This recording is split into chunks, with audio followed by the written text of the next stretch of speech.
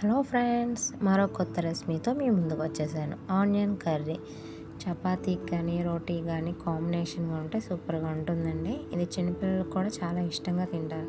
చాలామంది చిన్నపిల్లలకి sugar prefer చేస్తారండి. సో అలా చేయకుండా ఇలా కర్రీగా చేసి పెడితే వాళ్ళు కూడా ఇష్టంగా తింటారండి. ఇంట్లో ఏమీ లేనప్పుడు ఆనియన్స్, గోధుమ పిండి ఉంటే చాలా సింపుల్గా ఈజీగా చేసుకోవచ్చండి ఈ రెసిపీ. ఇప్పుడైతే మేకింగ్ ప్రాసెస్ చూద్దాం.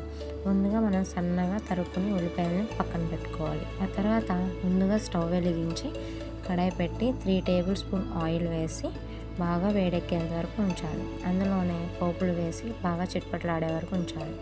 ఆ తర్వాత ముందుగా మనం చాప్ చేసుకున్న ఆనియన్స్, పచ్చిమిర్చి వేసి బాగా కలుపుకోవాలి. ఇలా కలుపుకోవడం అంటే ఏంటండి, బాగా కలుపుకోకూడదండి.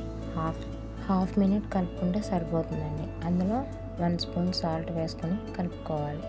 ఆ తర్వాత మనం ముందుగా 1 బౌల్ తీసుకొని అందులోనే 3 స్పూన్స్ గోధుమ పిండి వేసి వాటర్ పోసుకొని పలుచగా అయ్యేంత వరకు ఉండలు లేకుండా కలుపుకుంటూనే ఉండాలండి. ఇందులోనే గోధుమ పిండి ఒక్కటే వేసుకోవాలని లేదు. మీకు ఇష్టమైతే గోధుమ పిండి లేకపోతే శనగపిండి కానీ బీఫ్ పిండి కానీ వేసుకున్నా బాగుంటుంది. ఎక్కువ శనగపిండి అయితే ప్రిఫర్ చేస్తారండి. నేను ఏంటంటే ఇంట్లో గోధుమ పిండి శనగపిండి బీఫ్ పిండి ఏమీ లేనప్పుడు ఇలా గోధుమ పిండితో కూడా చేసుకుంటే టేస్ట్ బాగుంటుంది. చూడండి, ఉల్లిపాయలు బాగా మగ్గిన తర్వాత అందులోనే 1/2 స్పూన్ పసుపు, 1/2 స్పూన్ కారం వేసి కలుపుకోవాలి. ఇదంతా హాఫ్ మినిట్ కలుపుకుంటే సరిపోతుందండి. కలుపుకోకుండా అవసరం లేదు.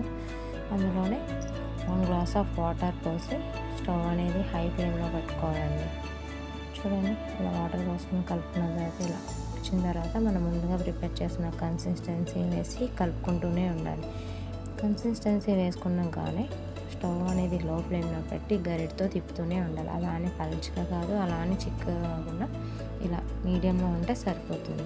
అంతేనండి. ఇలా ఈజీగా సింపుల్గా చేసుకోవడానికి ఉల్లిపాయ కూర చపాతీలోకి సూపర్గా ఉంటుందండి.